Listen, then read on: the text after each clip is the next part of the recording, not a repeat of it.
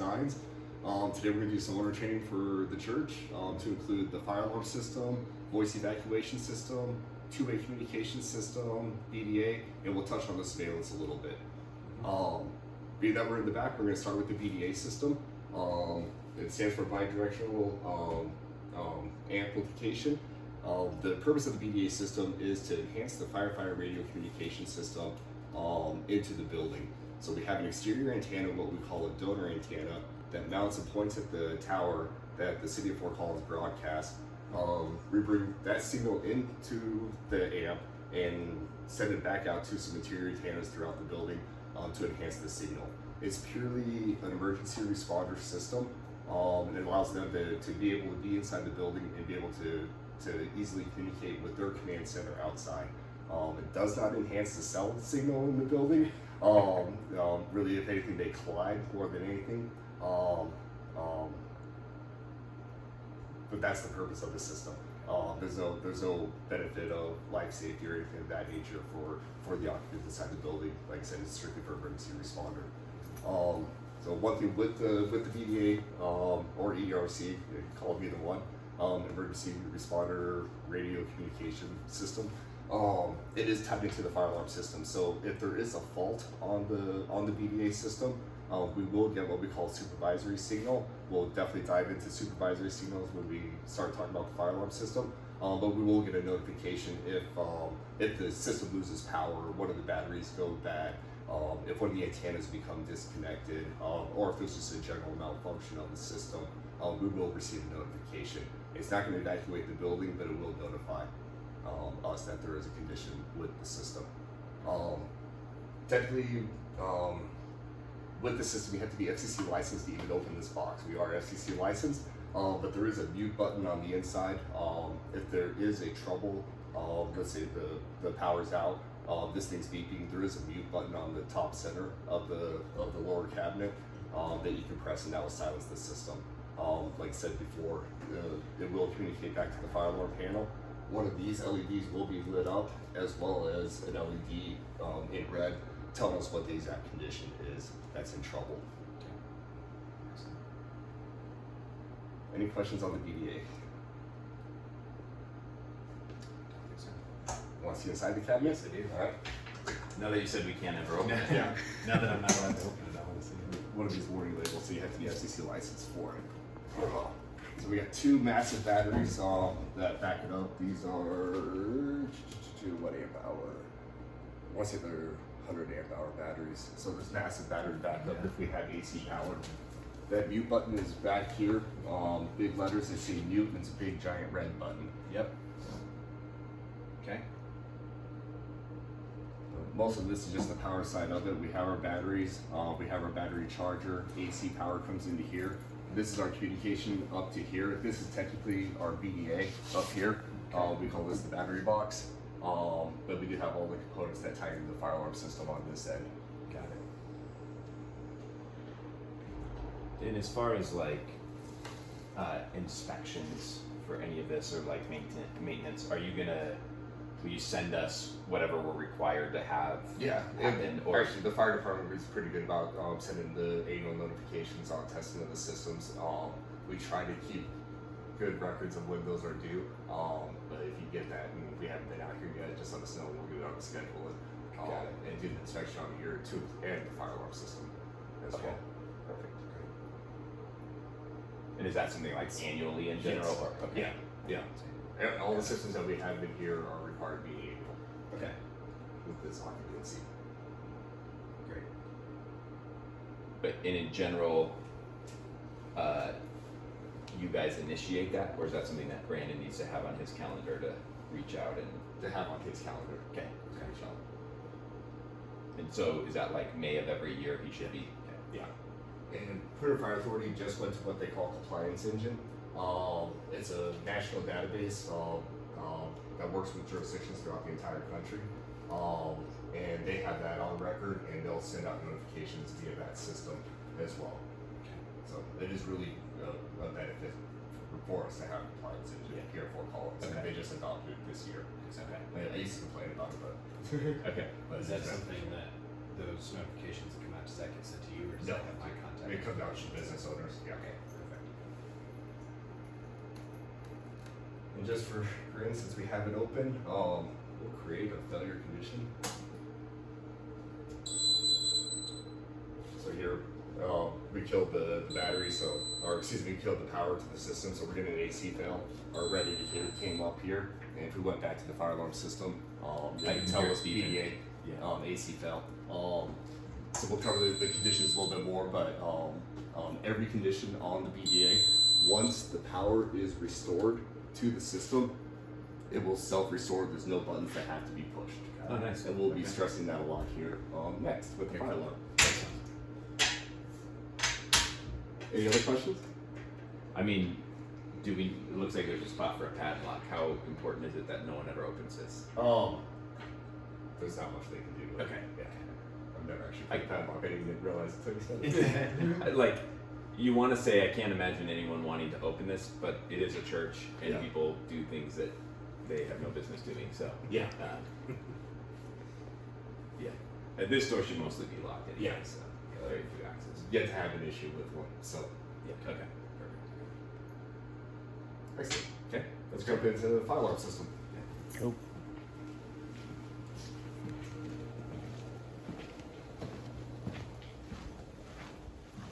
Make it a new button, a big red button. I had to call tech support to find it. The first one we did, we have two product lines that we carry. RSI, which is out of Massachusetts, and then Honeywell cold called me, and especially with COVID, it was good to have a backup just in case. Yeah. So this is the Honeywell line system, but yeah, that's a lot of that. The reason with Honeywell here is that it ties in a lot better with the fire alarm system, because the fire alarm system is technically a Honeywell system as well. You like the Honeywell one?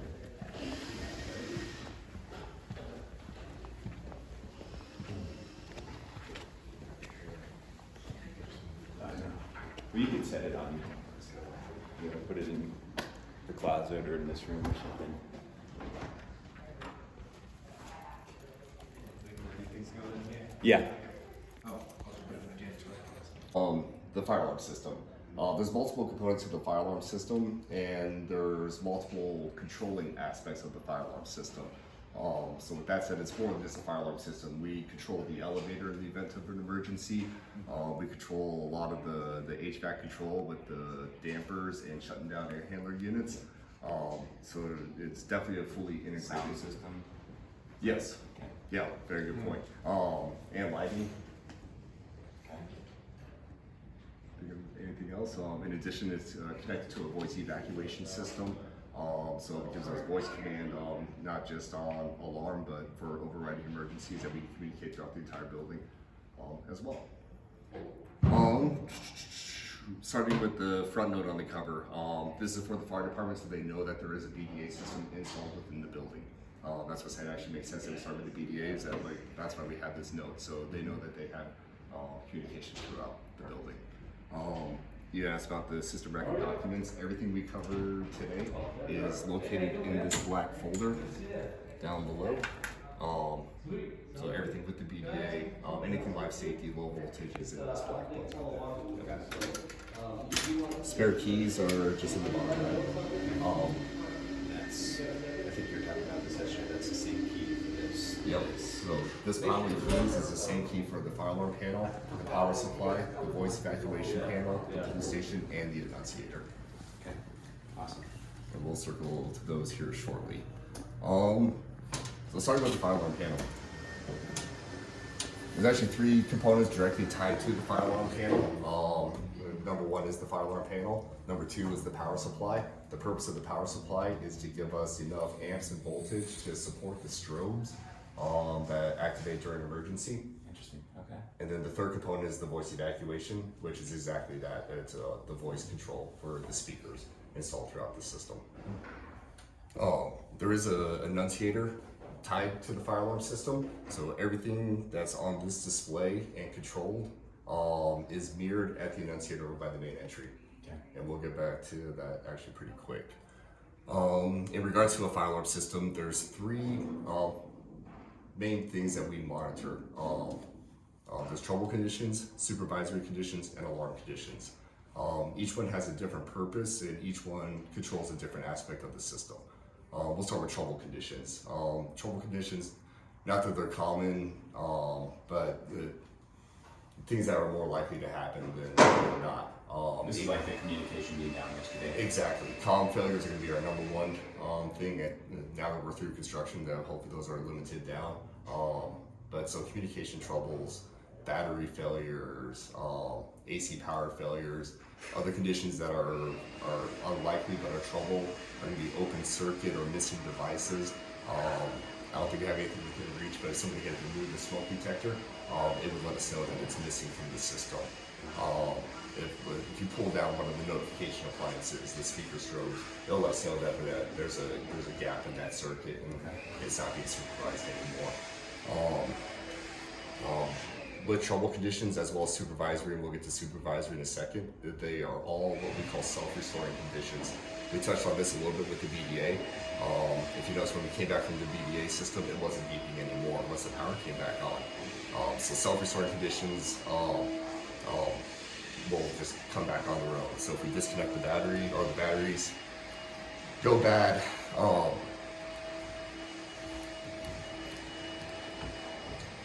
the panel will let us know that there's a battery issue. If you hit reset, nothing's going to happen because the batteries are still missing. So if the panel's beeping, simply press acknowledge, ACK, and that'll stop the beeping. Okay. But it still shows me that I still have a trouble. Exactly. Just acknowledge that it's Yes. there. Okay. And it tells me what it is. It's Exactly. bad. Awesome. And that goes for all trouble conditions. So if smoke detector is missing, it's going to say exactly which smoke detector it is. And when we get back over, or when we get over to the graphic map, there's a lot of detailed information on the graphic map that assists not just with the display, but how to pinpoint which device is giving us a problem. So like I said, they're all self-restoring conditions. So once, in this case, once the batteries are replaced after they've been bad, the system comes back to normal. Okay. So the one key point I want to stress is hit and acknowledge. A lot of people will try to hit reset, thinking that it's just going to bring it right back, but the trouble conditions still exist. So every time you hit reset, it's going to say, hey, there's still a problem here. Just press acknowledge. On power failures, especially most comm faults, they will restore within. If you have a power outage in the building, once the city gets the power back up, it's just going to come back automatically. Same thing with communication fault. Once the internet comes back on, 9 out of 10 times it will restore itself. Got it. So don't hit reset, hit acknowledge. Excuse me. You say that as if you've gotten quite a few calls.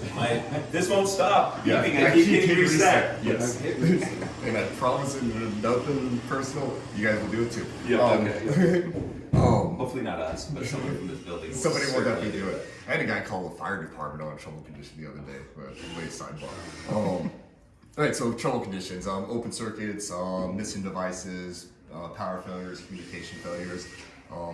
That's the gist of most of the trouble conditions happen during installation. Need to be troubleshot prior to final inspection. So we're through anything else. Anything else trouble comes up is going to be probably pretty minor. Power outages and comm faults in particular. Right, the next set of conditions that we'll run into are supervisory. Can I ask quick Yeah, I'm sorry. Yeah. questions? No. The phone calls and things that I'm getting notifications about. Anytime there's a trouble condition, does that trigger that a phone call? Yes, it does. Comes through. Yes. Unless it's like reset in a certain amount of time or something. Or is it With just- fire alarm, it's automatic. Okay. Yeah, we'll be getting security hopefully within a week. Security, there is lag time on notifications prior to dispatching, and we'll even try to contact you before we dispatch police. Got it. So we'll get to that next week. Great. Okay. Any other questions on troubles? Don't think so. No. All right. So the next, actually, with troubles and supervisories, I'll start with this. It only beeps locally at the panel. We're not evacuating the building on trouble or supervisory signals. I call it the bells and whistles, but we're not activating the voice evacuation system. We're not activating the strobes. Those are alarm conditions only. Thank you. So supervisory conditions, they act the same way as troubles, they're just a little bit more serious. We're still not gonna evacuate the building, but it's something that needs more immediate attention. We covered the BDA, all those conditions, and there's 6 in total, are supervisory conditions. Additional supervisory conditions, they probably covered it with the sprinkler, valve tampers. If somebody closes one of the valve tampers, we have a supervisory condition at the panel, and it is labeled valve tamper. And actually, you have multiple valve tampers, so it'll identify first floor, main floor, second floor, and elevator. And will it just state that right on there? Yes. Valve tamper issue. Yep. Okay. And like I said, it'll actually pinpoint us to the exact one, whether it's the first floor, second floor, or elevator. Supervisory conditions, same as trouble conditions, they are self-restoring. To silence the panel, we press acknowledge, don't hit reset, reset won't get us anywhere. Additional supervisory conditions that we have within the building are duct detectors. If there's smoke detected within the HVAC system itself, it will activate the duct detector and shut down that unit, as well as gives us a supervisory condition. Now, as soon as that smoke clears out, the duct detector will self-restore itself and bring the system back to normal, and the HVAC unit itself should start right back up. Cool. Awesome. One thing Do that's you get that with like wildfires? Does that potentially? Potentially, yeah. Okay. We get a bad duct detector before we actually get a duct detector alarm. Okay. I wish we just get away with duct detectors altogether. But they have their purpose, and and we have quite a few of them over here. Okay. 20 in total. Same thing with any other device. It will pinpoint us to the exact rooftop unit that's activated duct detector alarm. In addition, upon duct detector activation, it will shut down the HVAC unit. It will also shut down all the dampers, so we don't have any additional smoke spread within the building. Yes, we're unique here. We have a school, so we have CO detectors in every classroom per code. CO detectors, believe it or not, do not activate the alarm. They're a supervisory condition as well. Okay. We will notify you, Clear Fire Authority will not respond to CO detectors unless somebody makes a 911 phone call. Okay. But we do get an active notification on the system that we have an active CO detector. So none of these first two notify the fire? Correct. TFA. Which leads us to alarms. Alarming conditions that we have throughout the building, number one is going to be water flow.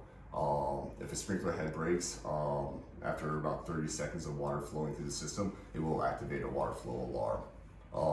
One thing with alarms is that they are not self-restoring condition.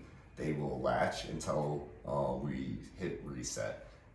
If you actually have an alarm condition, no matter what, the fire department's going to show up. We'll cover the reset, but simply hitting the reset button will bring the system back to a normal condition. I do not recommend doing it because that's what the fire department's job is. Okay. We can acknowledge and we can hit alarm silence. Acknowledge pertains to the panel locally here. So the panel will beep. In an alarm event, we have the horns and strobes, the speakers and strobes. By hitting silence, we will silence the speaker side of it. The strobes will remain flashing per Clear Fire Authority. So this is, we have a fire head break, alarms going off. Yep. I would recommend evacuating the building and let Clear Fire Authority come in and do the Okay, job. so we shouldn't do anything here. I wouldn't recommend it. Okay, just But- get out. Exactly. Alarms going off. Yeah. Great. Now, if you know it's a false alarm, like I said, the fire department's gonna show up no matter what. They don't give us an option. They receive an alarm signal, they're gonna come here. It just depends if the sirens are on or not. Okay. But if you know it's a false alarm, go We ahead. don't have those like push, pull, like the pull We have one. one. Okay. Yep. So that's where we could get a false alarm. We know someone Yeah. hits it. Yeah. Okay. So at that point, you could hit acknowledge, you could hit silence, you could reset the pull station if you wanted to. But like I said, the fire department's gonna show up. They're gonna wanna see what's going on. Yeah. Yeah. Okay. Okay. Let's go over to the annunciator and to the pull station. Okay. And one thing about supervisory. Yeah. So we have a duct detector going. Mm-hmm. That goes off. So Brandon can come here and acknowledge it. Yes. Assuming he can assume it's going to self-restore. Yep. Okay. So he shouldn't call you guys at all when there's that, Yeah. unless it's been like a day or something? Yeah. Okay. Is there, I guess it would probably be on the HVAC side. I was wondering if there's a way that I know that it has self-restored after a certain amount of time. If it hasn't, will it come back up as like a supervisory condition Yeah. again? Like, Yeah. Okay. So I after- acknowledge it. Yeah, so after 24 hours, it'll actually, what we call a reminder beep. So if you've had it silenced for 24 hours, it will beep again. Okay. So once you hit acknowledge, 24 hours later, if the problem still exists, it's gonna start beeping again. Perfect. Okay. Things I actually missed, I'm glad you mentioned that. My contact information is labeled everywhere. We have these magnets. My direct phone number is on there. Okay. Um, That was gonna be a question. We just call you? yeah. Okay. Now if you want to do testing, fire drills, we'll cover that when we get over to the pull station. You can definitely call me and I get the system on test. If I don't answer, all your contact information for the dispatch center is in here. Okay. So just call this phone number with that account number and you can be able to put the system on test. Got it. But you can always call me and I can do it from my phone. Okay. The other label in here is required by the fire department. Just lets us know where the main AC circuit is. So panel 1, section 1, circuit 41, panel 1, section 1. We put a nice label in here so you know where the fire Perfect. alarm is.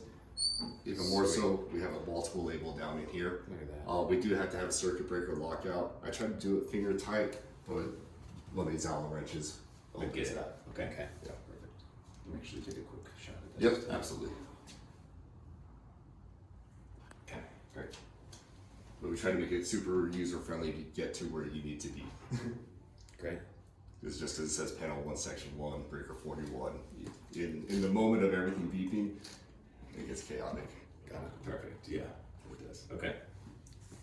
All right, let's run over to the enunciator.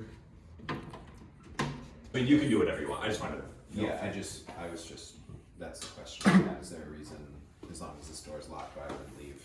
Just leave it at the door. Yeah, we typically do. Okay, Yeah. cool. Just the inside of the power supply. Nothing fancy going on there. There's no control functions. It's all just control functions. There's no buttons. There's nothing. Okay. There are LED indicators at the very bottom that we can't see. That'll actually let us know if there is a problem with it. They'll pinpoint us in the right direction. Okay. So whether it's battery, power, same thing there. But if there is an open circuit on the notification appliances, it will give us a number of flashes and tell us which circuit is actually in fault. Okay. All right, let's run over to the pull station.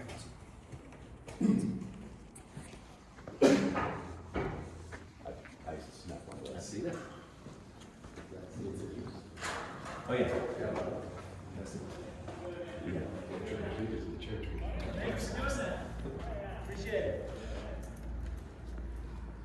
So I'm gonna start with the enunciator. Like I said, this is stop. So I'll start with the enunciator. Like I said, it's a mirror image of everything that controls what the files are doing. So whatever's on that display is going to be on this display. The one thing with the enunciator is key operated. So I can hit buttons, and nothing's going to happen. Need a key, turn it to the on position. Now the buttons are functional.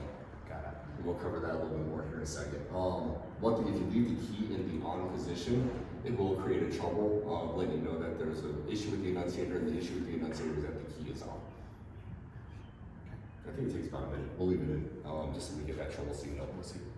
Side note, I did put the system on test, which is why I've been putting, why you haven't been getting the phone call. Okay, that was a follow-up question. Kind of why I asked, perfect. Yeah. So here's the graphic map that we had talked about a little bit. If you notice next to the devices throughout the entire system, there's a letter and a number associated with it. If you look here at the pull station, it has the letter M042. If you look at the graphic map, you see the pull station symbol, which aligns with this, and you see M42 there. So all the devices are labeled. So you look at the display, you can look at the map, and then when you're out in the field looking for the device, it's going to be labeled there as well, so you know you're looking at the right device. There is a solid red LED that lights up on the devices as well, that lets you know that you have it on the right device. We can't wait for the announcer to go into trouble. But the graphic map, a lot of it's for fire department, but it's very useful for users and for technicians, just to identify the points throughout.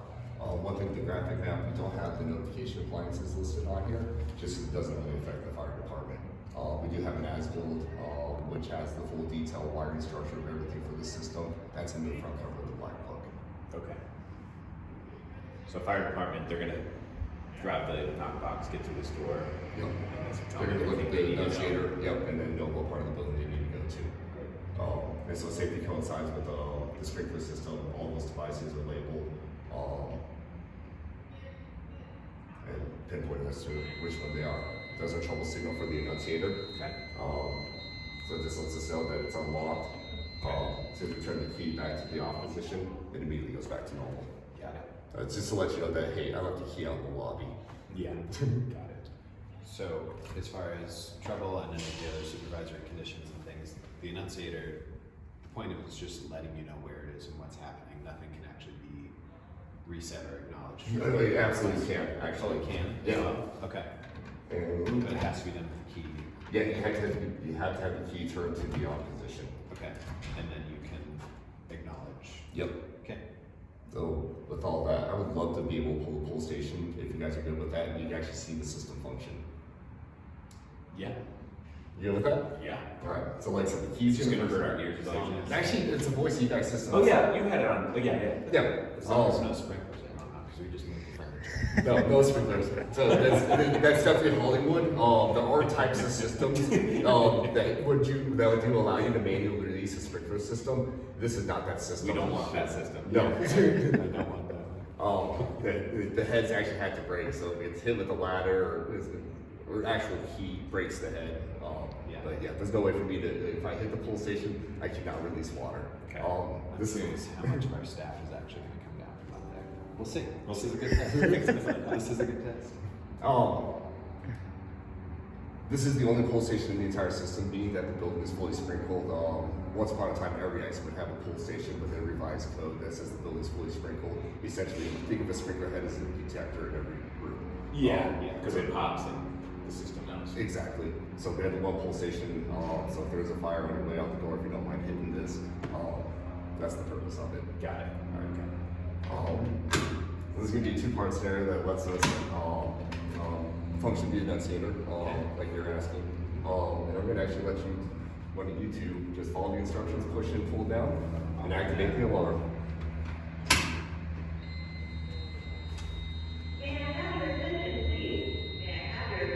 To reset the pull station, this is the only device that needs a reset or function through it. So insert the key. You see this little toggle switch? Yep. Down says active, up says normal. Just flip it back to the up position, and that resets the pull station. Because it's an alarm device, we have to physically reset the system. Okay. You see the LED lit up once we pulled it and activated it. A little bit further, we have alarm, pull station, main entry with the address at 1042. Coincides here, coincides here. So it's pinpointing us to where the exact problem and exact issue is. Solid red LED. Yep. Okay. Alright, so now that we have the enunciator activated, we talked about this a little bit with the fire alarm system. Acknowledge refers to silencing of the immediate panel. So we hit acknowledge, I stop beeping here, but the alarm is still active out there. Okay. So now we hit silence, it's going to turn off the voice evacuation side of it, but the strobes are going to maintain flashing. Okay. That's our fire dampers opening back up now that I've hit silence. Yeah. Okay. Like I said, there's a lot of integrated controls with the system, so.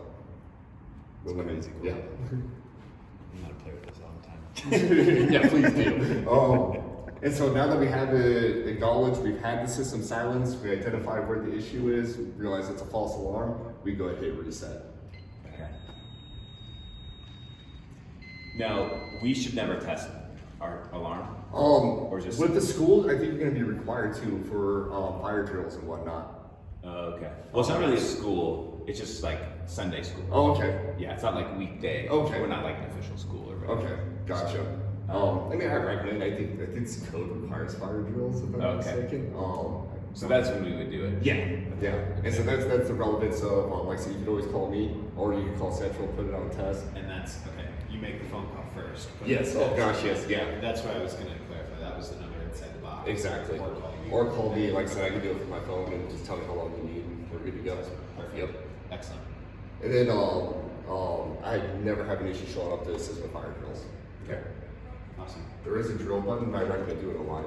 Yeah. And most 99 out of 100 times it's hit the pull station. We can test the smoke detectors and you can do it that way, but the pull station is like a small fire. exactly. Yeah. Right. Knock out one of those sprinkler heads. Yeah, that's an easy way Fire to drill. do it. All right. Last component is the voice evacuation system. Same key opens the voice evac panel.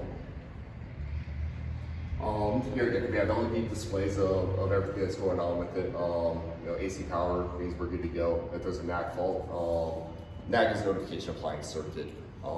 This lets us know one of the speakers is missing from the system. It got pulled down. Time to go troubleshoot and figure out which one it is. I will get an orange LED on. We have 6 circuits total. Okay. It'll let me know which circuit is missing in the device, coinciding down here what the fault is. Voice evacuation systems actually have a lot of expandability. You have an audio system, so I wouldn't recommend it. You can actually hook an audio system up to the voice evac and have it playing music throughout the building if you wanted to. Let's do that. Yeah, but it kills their system. It's so funny. It's really easy for me to test a voice evacuation system. I turn it on my phone, music, key in the mic, and I can walk around and hear all the speakers. Oh yeah. And then these guys are laughing. I'm laughing this part. I think that's funny. Yeah. There's like, that just sounds terrible. I'm like, I know, but it's an effective way of testing the system. But the other functions, emergency radio, tornado alerts, weather, stuff like that, we could technically hook it all up into the system and have it broadcasted throughout the building. I've never actually had anybody take me up on that offer, but it is allowed by code and capable of doing it. Cool. Okay. The voice evacuation system is immediately tied into the fire alarm system. So when the fire alarm system activates, this is technically a separate component of it, and we obviously turn this on in the event of evacuation. We can use the voice evacuation system independently from the fire alarm system, meaning we can make a public announcement with the voice evacuation system. We don't have to have the alarm active to do that. It also allows for the fire department to override the pre-recorded message, so they can make instructions in the event of emergency. So to do that, first we press call. That turns on all of our circuits. You see all the LEDs is lit up. Since we have 8.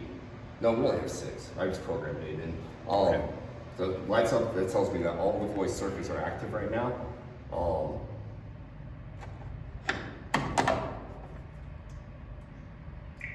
And then just key the microphone and start talking to it.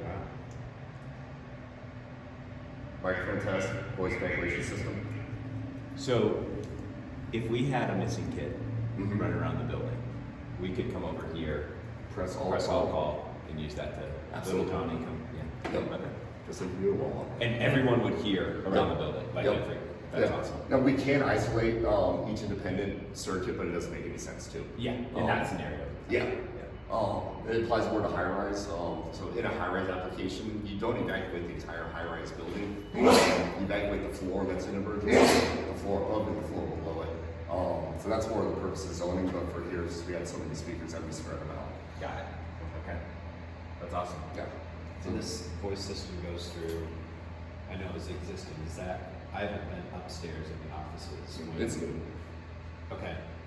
Do we have the voice system upstairs? Is it Yes. the same type of alarm? Yeah. It's because I had it. Same as the annunciator if it's on for too long.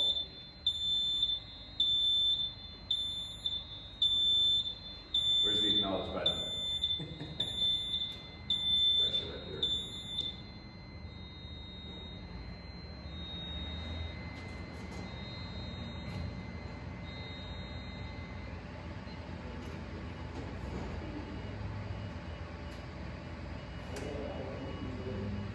Oh, that did to make it upset.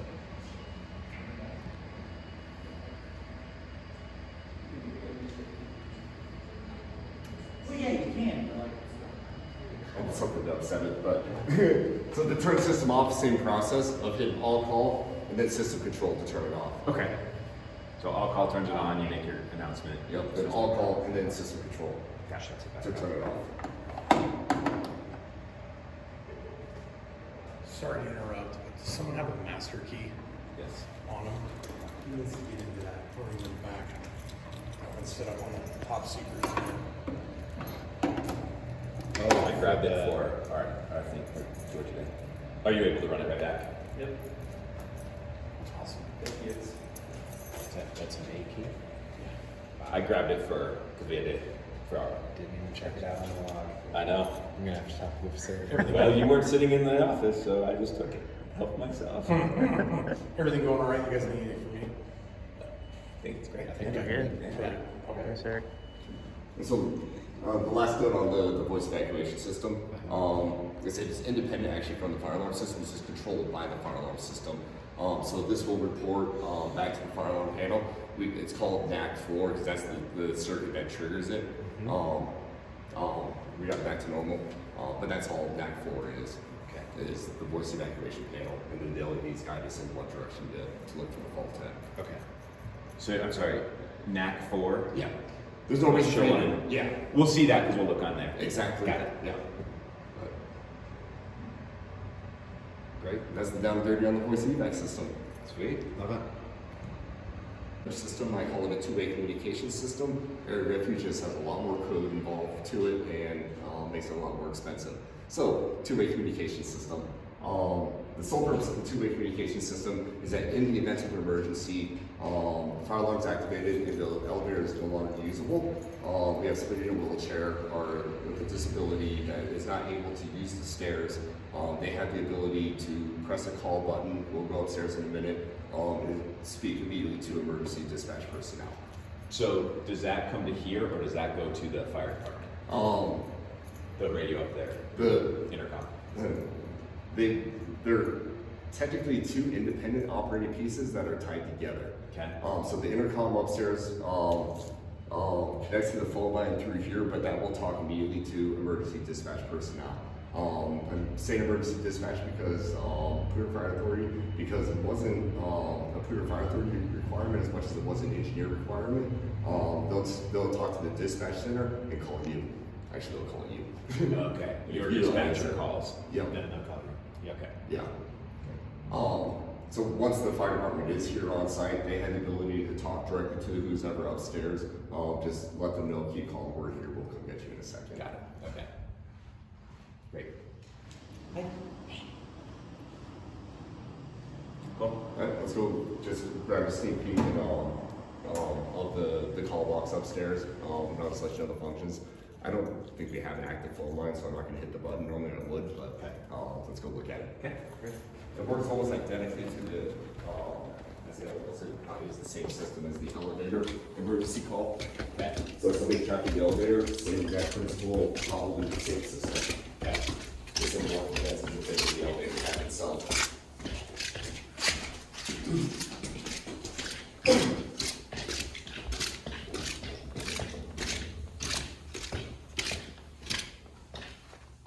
So this is an emergency call box that ties into the box we just saw downstairs. It really is as simple as hitting the button. Okay. Red light turns on, and you'll hear, just like a phone call, you hear dial tone, it dials a phone number. One thing that's unique about it is that we have a pre-recorded message with this system. So who's ever panicked up here can't just start yelling at the dispatcher. Got it. The pre-recorded message lets them know the address and the second floor, and that message is repeated. It gives the dispatcher time. I don't know why I'm out of breath. I just don't have to talk, so. Basically, it just gives the dispatcher enough time to get all the appropriate parties going, similar to like a 911 phone call, but there's just the delay in the pre-recorded message, so they know exactly where the emergency is, and then they can start talking to the person once the pre-recorded message is completed. Got it. And normally they just ask if everything's okay. Okay. And say, no, I'm trapped on the second floor. Right. So, I need the elevator activated. Yeah. yeah. Okay. So it records the message, but then it gives a chance to speak. Yeah. Okay. Yeah. I'm not sure if you've actually ever been trapped in an elevator or whatnot, but people just tend to panic. And, I tend to imagine, yeah. yeah, and I'm most panicking people, just thinking about it. yeah. And you may not know the address of the location that you're at. Yeah. So, like I said, so this is my voice when you hear the pre-recorded message, but yeah, name of the property, address, Fort Collins, Colorado, and it's repeated. Okay. There's an associated account number with it. That's irrelevant. That's for the operator. Okay. In addition, you can see the placard right here that actually gives the address and the second floor. Got it. Yeah, I assumed that's why it was there, so that they could state it. Yeah. But it's cool that it's already gonna be automatically Yes. stated. That's cool. And the elevator should be the exact same way. They may say elevator entrapment or something along those lines, but they should get the address and whatnot with the pre-recorded message. I wasn't here for that portion of the elevator inspection, but at that point in time, it was working just fine. So, Okay, great. like I said, this is a lot like the PDA system. It's not really intended for you to use. It's definitely an emergency situation. We do get a lot of people to hit the button if you don't run away. If you hit it, Yeah. don't hit it, because that way you can tell them this is a false alarm. Exactly. Push it, yeah. Yeah. Got it. We have apartment complexes and people will hit it and realize what it's doing and go. Just get out of here. Yeah. Okay. Oh, because then they're afraid that Yeah. okay. We should put a fake camera right above it and be We like, have a real camera right behind you. but yeah, but just so they see it like right in front, like you're on camera. Yeah. You push this button, you're gonna. We might need to figure out something for kids. Yeah, like I said, the fire department didn't want us to call them first, and we're calling you guys first. Oh. It's not as significant. Like I said, apartment buildings where we do automatically dispatch the fire department's a bigger issue there. Got it. So this calls your dispatch center. Yes. They call us. Yeah. Got it. And if someone's on there and they're like, the building's on fire, the dispatch can be like, okay, we'll dispatch the fire Yeah, department. exactly. Yeah, got it. Yep. Okay. Perfect. Yeah, this is close to our office entrances. I just wonder if anybody ever comes up here. And then hits it as a, Yeah. I mean, it says emergency phone right above it. Right. I don't foresee it being an Push it issue out. here. Like I said, apartments is where we have the problem at. Okay. Yeah. This will never be locked though. These doors can't lock. Sure. Okay. So, Great. yeah. But yes, well, if that's an issue, we'll figure that out. Okay. Cool. Excellent. Any additional questions on anything we covered? I mean, there may be some in the future, but not. Yeah, sure. Yeah, and that's fine. Yeah. I'm always You've available. been super easy to contact, so I that's could, great. yeah, we try to be. I try to be. Yeah, that's so- awesome. So we expect that. I know we had donor training, but I'm 10 minutes away from here. I can Great. always just come by. Love it. Awesome. I know it's not your contract. Did you want to go through anything with surveillance, or we just want to save that for another day later? What's our next meeting?